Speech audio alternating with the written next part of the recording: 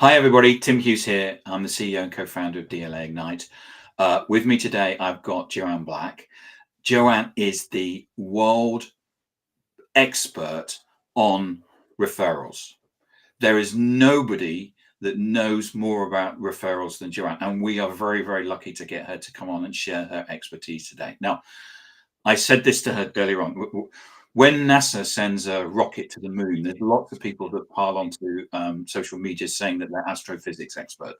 And all of a sudden, but it's the people that actually are putting the rocket on the moon that in NASA that are the real experts. And this is Joanne when it comes to referrals. Joanne, where can people find you? They can find me on my website, nomorecoldcalling.com, and sign up for my newsletter. You'll get your referral quiz. If you prefer LinkedIn, that's great. But please, with a personal invitation, tell me you heard me with Tim. And I shared the link to your referral quiz in LinkedIn, and it will be in the show notes as well for when I put this on YouTube. Right. So, Joanne, we were actually talking. We're going to go through today. We're going to talk about referral strategy. We're going to talk about how to get referrals. But first and foremost, we were talking about referrals and social media. So Yes. tell us your view, because there was people going on the social media saying all you need to do is send Tim a connection request or a note and saying, Tim, give us a referral to somebody because you're connected to them. Give us your view on this. Never, ever, ever ask for a referral on LinkedIn. Or email. Or email. I call it any digital format, because if we don't know the person, we risk our reputation. I won't introduce anybody unless I trust that person to take care of my contacts as I would. Now on LinkedIn, of course, use it to start a conversation and get to know people, etc. Comment on their post, but recently I received a message from someone and he said, I see you're connected to so-and-so. I'd like a referral. Really? I don't know you. No. The answer is no. Never, ever. So what do we do? So from a referral perspective, what we need to do is pick up the phone. Is that what we need to do? Yes, but it can't be cold outreach. So again, build those relationships on LinkedIn. And when you have that, now what you can do on LinkedIn when you have a relationship is ask that person if she knows the person you want to meet. And if she does, then we take it offline and have a conversation. But if she doesn't, no, you keep building the relationship, but use LinkedIn to find that out, because just because we're connected doesn't mean we know the person. We all know that. Yeah. Yes, I'm connected to. Well, I have 33,000 followers on LinkedIn. I don't know them all. They know who I am, but they don't. I don't know who they are. Yeah, exactly. I don't know who mine are either, but I keep meeting new people. And I'm saying that intentionally, meeting, because of the conversations that go on. And when people comment and they have good comments, then I invite them referring to the comment they made. So it's not out of the blue, because I think they're a really good resource that I perhaps could use for my clients. Excellent. So let's now we've got that covered, because I wanted to get that out of the way. Let's talk about putting together a referral system for an organization. So if I wanted to put a referral system together for my company, what would I need to do? First of all, we talk, and I'd share with you that this is the process that works, because unless you have a system, nothing works. So it starts with a strategy. You have to have a strategy around referrals. Now, this is not complicated. I'm a salesperson. I don't want complicated. This is the question you have to answer. What is the outcome? you want, you expect. And sometimes it's the number of new clients. It could be a revenue number. It could be focused on specific salespeople. I need to know that because working together, I want to make sure we get to that outcome. So Okay. that's the strategy. I don't care if it's 2 sentences, if it's half a page, but no more. But the And important then the thing next, is that there has to be, you have to understand at a high level. This isn't just about something you do on Friday afternoons. This is something where the leadership team say, we're in a situation, we're in, it's April 2024 when we're recording this. There's a sort of recession going on. We don't quite know what, but people are being laid off. The number one thing that I'm hearing from everybody that I'm talking to is that there's no pipeline. And referrals is a way of getting pipeline. absolutely. I mean, the problem companies have, they come to me and I work with them, are typically, I don't trust our pipeline. Hmm. My salespeople aren't getting meetings with the right contacts, and our revenue is down. So that's the problem. Whatever we do, unless there's a problem we solve, wouldn't matter. But those are typically the problems because referral selling is a sliver of of prospecting, Yeah. right? So one of the things that we can be doing is saying, right, okay, what we want to do is we're going to use referrals to get pipeline, and Absolutely. A qualified pipeline, Tim. qualified pipeline. And I Yes. think that you have a figure that when you get a decent referral, the close rate's something quite high. I can't remember. Was it 70 something percent or something? Yeah, it's some people say 50, some 70, some 90, but nobody's ever said lower than 50. Well, Okay. compare that to any other prospecting method, and referrals are the way to work. Yeah, But because it can't be if you're prospecting and you've got a win rate of 1 in 5, that's 20%. Yep, exactly. And you hear that all the time. With a cold outreach, how many emails and whatever do you have to send? And that keeps going. Again,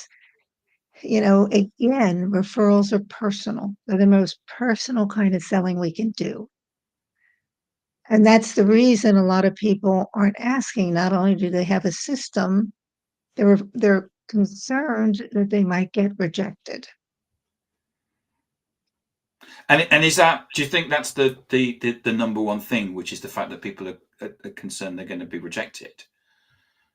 That's a big one. So what if they say no? I mean, that would be devastating. And then people tell me it feels desperate because if I were really successful, I wouldn't have to ask. Hmm. And it feels pushy, like the used car salesman. All those things are perceptions, which I deal with as reality because they are.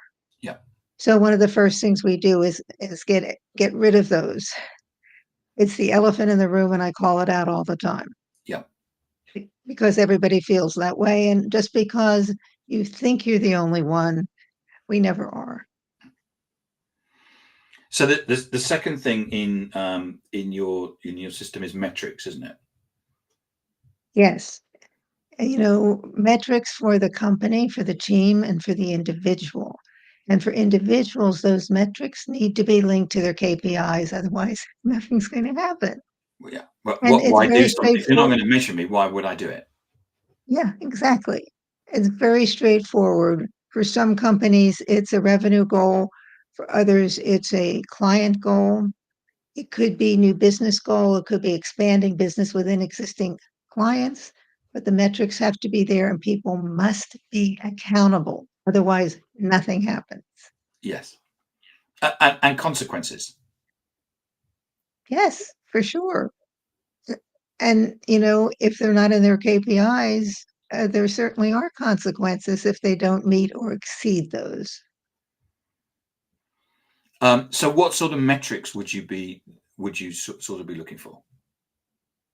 It starts with the number of people you ask each week, Right. minimum one a week.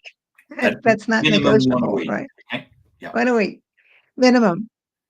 And then it's how many introductions did you receive?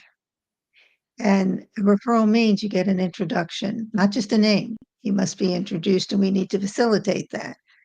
So, number asked, number of referrals received, number of referral conversations conducted. And at that point, when you're meeting with a person that's your prime prospect, because that's what you're going to ask for, then you determine if it goes into your CRM as a lead. And a majority of time, it certainly does. So in terms of that skill, which is your third point, take us through the skills and the what you'd expect somebody to do in terms of asking for that referral.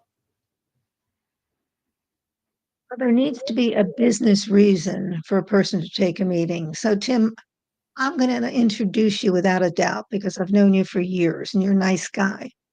But that's not why someone's going to take a meeting. Yeah. They're going to take a meeting when there's a valid business reason. And most people, they aren't. So, when I interview people before we even start, I ask this question. And if you're listening, forget I told you this. We're going to work together. So I say, well, if I were a prospective client, what would you tell me about why I should work with you? And they just go on talking about themselves. There's every kind of personal pronoun you can find. We do this, we do that, I We're whatever. number one in Gartner Magic Quadrant. Yeah, we've Yeah, started. yeah. Yeah. The fact is, no one cares about us. Mm. They just care about what we do for them. So the first piece is learning how to tell a business impact story without talking about yourself, Yeah. but focus on the problem and the results. And this is a cornerstone of the program, and it's the toughest Yes. for everybody. Yes. Seasoned salespeople, I work with many of them, and I love it because they're not doing this, but they're so hungry to learn how to do it. So that's first. Second, who's your ideal client? And we take a look at that. Everybody's done it, but we take a sliver of that because I want to introduce you to the right person. As human beings, we want to do that. We do want to help. We want to help you. So, yes, yes. And so those are the two keys. And then we look at all our sources of referrals. Clients are the best source. And by the way, no one's asking every single one of their clients for a referral. And then we pull all that together and learn how to ask for the introduction. And that takes practice, practice, practice, because that's where this Grinch comes in. Oh, it's not comfortable. What if they say no? All those things. But they learn how to ask, they practice. And it's so exciting to see the results, and we track it. So some companies, I'm working with a company now, and they have a very complex spreadsheet tracking the individuals, and the people they asked, and then what happened, and then, of course, how it turns into a forecast and then into revenue. So everything is measured. And we get. I'm just going back, and we go, and we don't ever do this over a written format. Oh, never, ever, ever, ever in a written form. Now, you can ask for a meeting. You can write to someone you know and say, I'd like to schedule a meeting. I'm doing something new in my business, or our company is. I'd like to talk to you about it. If you have regular meetings scheduled with your client, at the end of that meeting, you could say something like, well, we're going out about business a little differently and like to schedule a short meeting with you to talk about it. And that's what you do. You don't tag it on to something already. You don't surprise people. And so that's the way you do it. You schedule a meeting, and that's the time you talk. And if you could do it in person, and now that we're out and about, that's the best, to meet in person with people because they're glad to help. They just don't know what to do. I've always found that people actually want to help you. Yeah. And I've been in situations where people have said, we can't buy anything from you, but or they try and find something to buy from you. is quite amazing. It is, and that's the human factor that you don't get in any digital format. That's about talking to people and building that trust and relationship. That's what it's about. That's what life is about. That's what business is about. And we forget that a lot. It's human You, to human. it is. You've talked about it with me in the past about what you call a transfer of trust, and I've put 2 stars on either side of that. So that's got to talk to me about transfer of trust. Yes. So, Tim, if you introduce me to the person I want to meet, and you know that person really well because you're making the introduction, Mm, well, here's what happens. The trust that person has for you transfers to me. mm. So, as a salesperson, when you're having that first conversation, it's not about who are you and why are we meeting and all of that. It's gets to be very personal. I've had calls for a half hour when we've never gotten to business. We've talked about a lot of different things, and that's great because then we schedule the next meeting. But it's totally different kind of conversation because I now have trust, which is the hardest thing for salespeople to earn, unfortunately. Yeah. So we go through the process. Talk me through the process again in terms of how I get a referral, because I want to make sure that I get this. So the system, or actually how to ask. How to ask? Okay. So here's what most people say, Hmm. which is not how you ask. Well, if you know anyone who would benefit from my services, please let them know. Yeah, Well, that's the discomfort that comes up. yeah, And that doesn't do anything except checked it off your list and you asked and nothing happened. yeah. I'm always asking referrals, and no one ever. Yeah. So the way to ask without not talking about yourself is once you have the conversation and they know you're building your business through referrals and you've talked about your ideal client, the question is then who are 1 or 2 people you know I should meet? Well, why 1 or 2? Well, first of all, the first 1 or 2 that the person thinks of are probably the best. And the second is you have time to follow up, but it doesn't end there. See, this is your opportunity that no one else gets to ask about that person. Well, why did you think of them? What's this person like? What's going on in the business? Why do you think they want to talk to me? So you get all this intel nobody else gets. And that's what you want. And then that person makes the introduction. And that's the key because you asked for the introduction. It's not a name. You just get a name and somebody writes, that's a cold outreach because they don't know you or expect to hear from you. So get the introduction. My accountant. I asked my accountant this. He's also our chairman, and in professional services, referrals are pretty much a way that they do business. And he actually says, who do you love enough to refer me to be your accountant? Oh my Because he gosh, that's wonderful. because he says he does it on purpose, uses the word love on purpose because it's an emotive word, that who do you know is different from who do you love, because if you understand the nuance of it. Yeah, that's brilliant. And the thing is, we have to ask in the language of ourselves. Mm. So for some people, that'll be easy. For others, they're going to use other words. We need to be ourselves always. But the hardest part everybody has is asking for the introduction because that's the point all that angst comes up about being pushy and desperate and feeling that the person will say no. Now, look at this. This is a client. I'm looking at that because you're not asking all your clients and you're only going to ask the clients who love you. Of course, they're willing to help. And you might be thinking, well, why wouldn't they just refer me?